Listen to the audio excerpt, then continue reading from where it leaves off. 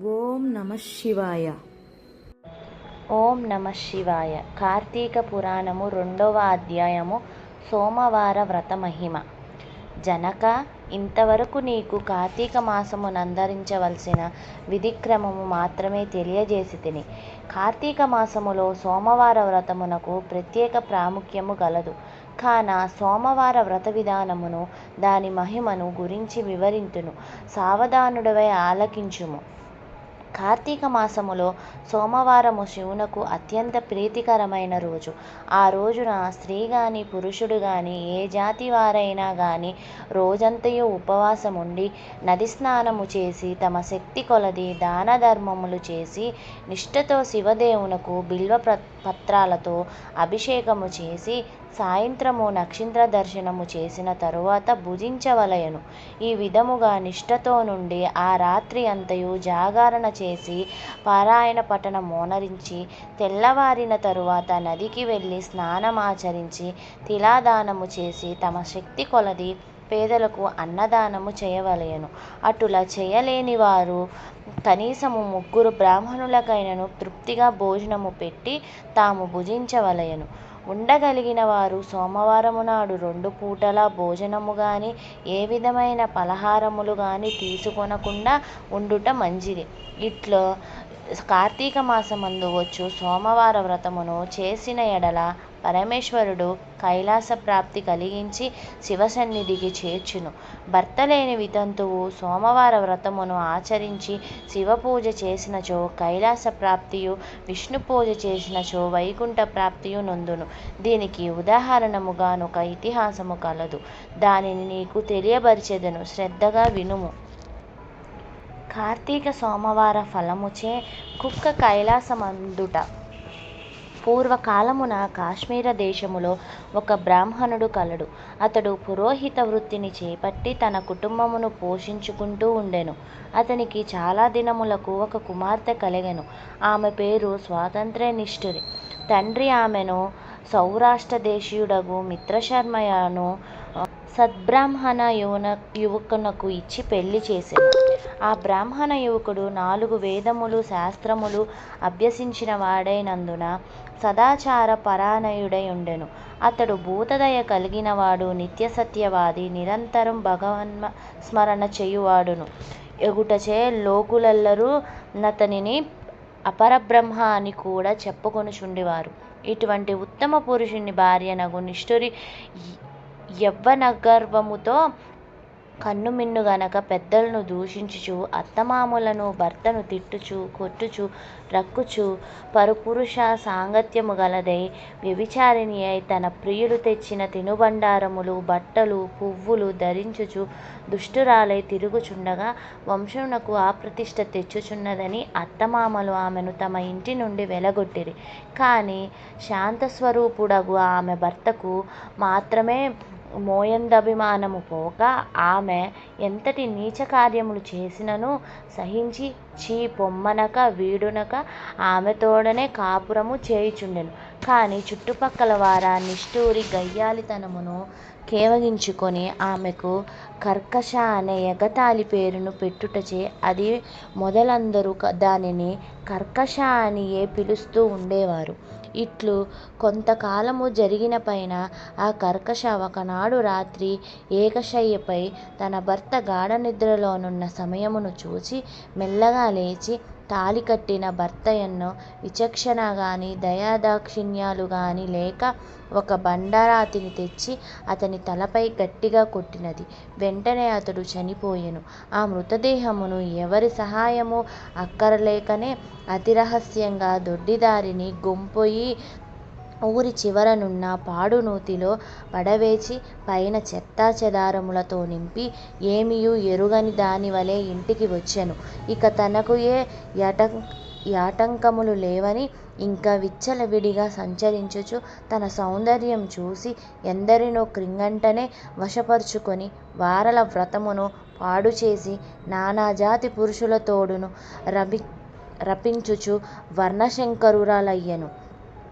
అంతియేగాక పడుచు కన్యలను భర్తలతో కాపురము చేయుచున్న పడుచులను తన మాటలతో చేరదీసి వారికి కూడా దుర్బుద్ధులు నేర్పి పాడు చేసి విటులకు తార్చి ధనార్జనగా కూడా చేయసాగెను. జనకరాజా, యవ్వన బింకము ఎంతో కాలముండదు కదా, కాలమొక్క రీతిగా నడవదు. క్రమక్రమముగా ఆమెలోని యవ్వనము నశించినది. శరీరమందు మేహవ్రణములు బయలుదేరినవి. ఆ వ్రణముల నుండి చీము, రక్తము, రసికారుట ప్రారంభమయ్యెను. దానికి తోడు శరీరమంతా కుష్ఠవ్యాధి బయలుదేరి దుర్గంధము వేడలు చున్నది. దినదినము శరీర పటుత్వము కృషించి కురూపియై భయంకర రోగములతో బాధపడుచున్నది. ఆమె యవ్వనములో నుండగా ఎన్నో విధాల తృప్తి కలిగించిన విటులయే ఒక్కరు ఇప్పుడామెను తొంగి చూడరైరి. ఆ పరిసర ప్రాంతానికి వెళ్ళిన ఎడల తమ నటులైనను పలకరించునని ఆ వీధి మొగమును చూడగుండిరి. కర్కశ ఇటుల నరక బాధలను భావించుచు పురుగులు పడి కొంతకాలమునకు చనిపోయినది. బతికినన్నాళ్ళు ఒక్కడైనా పురాణ శ్రావణమైనను చేయని పాపిష్ఠురాలు గదా. చనిపోయిన వెంటనే భయంకరులైన యమభటులు ఆమెను గొంపు అయి ప్రేతరాజగు యముని సన్నిధిలో నుంచగా యమధర్మరాజు చిత్రగుప్తుల వారిచే ఆమె పాపపుణ్యముల జాబితాను చూపించి, భటులారా, ఈమె పాప చరిరత అంతింత కాదు. వెంటనే ఈమెను తీసుకువెళ్ళి ఎర్నగా కాల్చిన ఇనుప స్తంభమునకు కట్టబెట్టెడు అని ఆజ్ఞాపించెను. విటులతో సుఖించినందులకు గాను యమభటులామెను ఎర్రగా కాల్చిన ఇనుప స్తంభమునకు కౌగిలించుకోమని చెప్పిరి. భర్తను బండరాతితో కొట్టిన చంపినందుకు గాను ఇనుప గదలతో కొట్టిరి. పతివ్రతలను వ్యభిచారులుగా చేసినందుకు సలసల కాగిన నూనెలో పడవేసిరి. తల్లిదండ్రులకు అత్తమామలకు ఇపకీర్తి తెచ్చినందుకు సీసము కరిగించి నోటిలోను చెవులలోను పోసి ఇనుప కడ్డీలు కాల్చి వాతలు పెట్టిరి. తుదకు కుంభీపాకమును నరకములో వేయగా అందు ఇనుప ముక్కులు గల కాకులు, విషసర్పాలు, తేళ్ళు, జెర్రులు కుట్టినవి. ఆమె చేసిన పాపములకు ఇటు 7 తరాల వాళ్ళు అటు 7 తరాల వాళ్ళు నరక బాధలు పడుచుండిరి. ఈ ప్రకారముగా నరక బాధలను అనుభవించి కడకు కళింగ దేశమున కుక్క జన్మమెత్తి ఆకలి బాధపడలేక ఇల్లిల్లు తిరుగుచుండగా కర్రలతో కొట్టువారు కొట్టుచు, తిట్టువారు తిట్టుచు, తరుమువారు తరుముచూ ఉండిరి. ఇట్లుండగా ఒకానొక నాడొక క్షోత్రియ బ్రాహ్మణుడు కార్తీక సోమవార వ్రతమాచరించి ఉపవాసముండి సాయంత్రము నక్షత్ర దర్శనము చేసి బలియున్నము నరుగుపై పెట్టి కాళ్ళు చేతులు కడుక్కొనుటకై లోనికెగిన సమయమున ఈ కుక్క వచ్చి ఆ బలియన్నమును తినెను. వ్రతనిష్టగరిష్ఠుడైన ఆ విప్రుని పూజా విధానముచే జరిపించిన బలియన్నమగుట చేతను ఆ రోజు కార్తీక మాస సోమవార మగుట వలనను కుక్క ఆ రోజంతయు ఉపవాసముతో నుండుట వలనను శివపూజ పవిత్ర స్థానమైన ఆ ఇంట దొరికిన ప్రసాదము తినుట వలనను ఆ శునకమునకు జన్మాంతర జ్ఞాన ముద్భవించెను. వెంటనే ఆ శునకము విప్రకులోత్తమ, నన్ను కాపాడుము అని మొరపెట్టుకొను. ఆ మాటలు బ్రాహ్మణుడాలకించి బయటకు వచ్చి చూడగా కుక్క అనూల్యులెవరు లేనందున లోనికెగెను. మరలా రక్షింపుము రక్షింపుము అని కేకలు వినబడెను. మరలా విప్రుడు బయటకు వచ్చి, ఎవరు నీవు, నీ వృత్తాంతమేమి అని ప్రశ్నించగా, మహానుభావ, ఈ పుట్టుకకు వెనుక 15 జన్మల ముందు విప్రకులాంగను నేను. వ్యభిచారినై అగ్నిసాక్షిగా పెండ్లాడిన భర్తను చంపి వృద్ధాప్యములో కుష్ఠిరాలినై తనువు చాలించిన తరువాత యమదూతల వల్ల మహానరక మనుభవించి నా పూర్వీకుల పుణ్యఫలము వల్ల ఈ జన్మలో కుక్కనైతిని. ఈరోజు మీరు కార్తీక సోమవార వ్రతమును చేసి ఇచ్చట ఉంచిన బలియన్నమును తినుట వలన నాకే వారికి జ్ఞానోదయము కలిగినది.